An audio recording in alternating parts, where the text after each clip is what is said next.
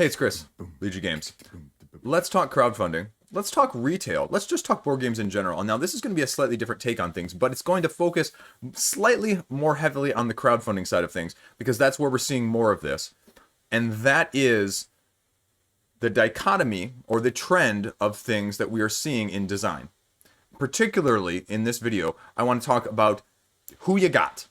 On this side, we got the heavyweight, the champion, the defending reign title holder, the dungeon crawl. And on this side, we have the challenger, the upcoming upstart, hitting from multiple sides and angles, looking to take over the crown of the open world sandbox slash narrative-based games. We're seeing them now, especially in 2021, heavily in 2021, go head-to-head for here, as well as back here in the wallet. What do you think? Who you got? And why do you think we're seeing a lot more? And are we going to see the scales tip like we're seeing them right now? Or is it just a fad? Let's talk. Let's be very clear. Dungeon crawlers, from the beginning of Kickstarter, from your original zombie sides, have heavily dominated the funding aspect of crowdfunding. Whether that is the Simons, up until the more recent, Chronicles of Drunagars, and everything in between.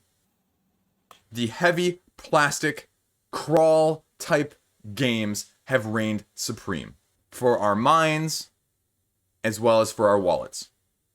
But now lately, we have seen a new challenger to the crown, as I mentioned. We are seeing a shift.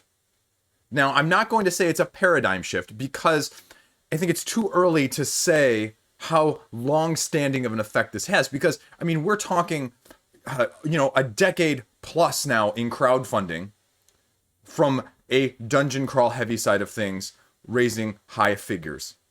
But I have heard the echoes throughout social media and across the interwebs that sometimes, I know this is almost blasphemy, you can have too much of a dungeon crawl. You see someone selling their Gloomhaven, selling their zombie side, selling their whatever, because they just have too many of them. Or I've commented in the comment section with you guys frequently saying, I'm choosing this one over this one because this one appeals to me more and this one just doesn't strike my fancy. And because of the price, I'm having to choose between, because the all-ins, tying it into the previous videos, the all-ins with all these expansions is just too much for me to get all of them, both in terms of time, money, and space. And now we are seeing the emergence, both from the retail side of things, but as well as the crowdfunding side of things, of a different spin, a different take on that side of things. We are currently in a massive surge of that type of game. I'm staring behind the camera at a copy of Destinies. We have on the warpath Iridia, The Paths We Dare Tread, The Lands of Galzir, Agemonia. You can make an argument that you are even seeing hybrids like Midara, where there is a huge heavy narrative component. Now, again, that's heavy dungeon crawl as well, and they all have that element of crawl, but you have the other side of things like Mythwind. But you have on the other side of things like Bantam West, the upcoming Mythwind, that are again playing on that side of the narrative character development side of things, rather than the crawl traditional battle smash move around. And let me be clear, I love both of them for what they are. But with this recent surge in that side of things, it makes me wonder, are people getting a little burnt out on the other side of things? Are we going to see more on this side of things? Or is it just a fad, a trend that has captured our imagination right now that maybe isn't going to pan out as well as some of these others have. Just like dungeon crawlers, where there has been significant variation in terms of quality and content. Or is this going to be the new section, the new genre of things in that corner niche of our hobby? Sort of like we're starting to see the emergence of the deck builder worker placement as well. The open world, sandbox, narrative driven, story heavy style of game. And with it, again, it's sort of a little bit Uncharted. Let's take the most recent one that's on Kickstarter right now, Soul Raiders. How do you value a game that is more narrative driven, as opposed to putting the amount of plastic and comparing that to the price point? How does story content compare to price point? Do you value story content the same way you do plastic content? And that's going to be the test, is how does the pricing work on that, and can you price it well enough to attract the most?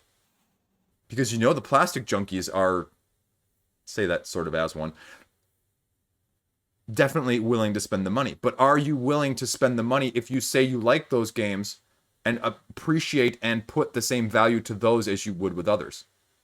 More akin to a solo player game where you see that more heavily with the graphic novel adventures and the solo, choose your own adventure style of things that we're seeing as well. I think really where it may be most telling is, again, where does it come in from a time management standpoint? Time may be the biggest determiner, right? Think of the Seventh Continent, for example. With the Seventh Continent, it was a very big time investment. Now, there was a save mechanism, but there was also a very long time commitment element there, arguably. And you also felt like if you failed on a curse, you did the same thing over and over again, trying to get to the end. And some people enjoyed that, some people did not. And we will learn what is going to happen in that side of things as more of these go from the idea side of things to the actual physical product. Because a lot of these, as I have mentioned, are still in development, are still in the process of being worked on, are still not even funded yet. And so the real rubber meets the road will be when these start arriving in people's hands. Is it turnover? Is it continued upkeep in their collection? What sort of lasting value do they have? And that's why I think you're also seeing with a lot of these new developments in the open world side of things, more of a replayable aspect, more of a completely divergent pathway, so that it is not a la the previous sort of legacy-esque games that have not lent themselves nearly in that regard in terms of wanting to keep them after you've played them. And that is the real risk with the narrative, story-driven game that you have, is that it has a limited shelf span. And again, is that a positive or is that a negative for you? Where if I play this enough, then I can get rid of it and pass it on to someone else and it holds up its value, but I can still have a really good time with it while I have it. Versus I play this and it's done and it's Pandemic Legacy, season whatever, and it really has no resale ability that people are necessarily going to want. Because there's also maybe no way to recharge it or reset it, if you will. And so you're seeing more creative ways that designers are trying to avoid that issue as well. But again, like I said, it's going up against a juggernaut, a well-proven juggernaut of these crawls with these fantastical themes with the heavy plastic, which are fun in their own right, but each one is also having to not reinvent the genre, but come up with some unique aspect, because just as they are heavily favored, there are also heavy market saturation, so that they have to do something to also stand out unique among the crowd, because, like I mentioned, they have been king for so long, there is so much out there that the question gets raised then, why this one over another one that I already have, or something else that's coming up, like I mentioned earlier. And so heavy is the crown that these types of games wear at the same time. So, what do you think? Fad? Here to stay? Trend? We'll see. Jury's still out? That's what I'd say at this point. seriously interesting and seriously attention grabbing and money appealing so far. We'll see where it ends up by the end of 2021, because this is a topic I think needs to be revisited at some point too. Once we have a little bit more proof in the pudding, as they say. Let me know your thoughts. Stay classy, as always. Thanks for putting up with me. Have a great day. See you around.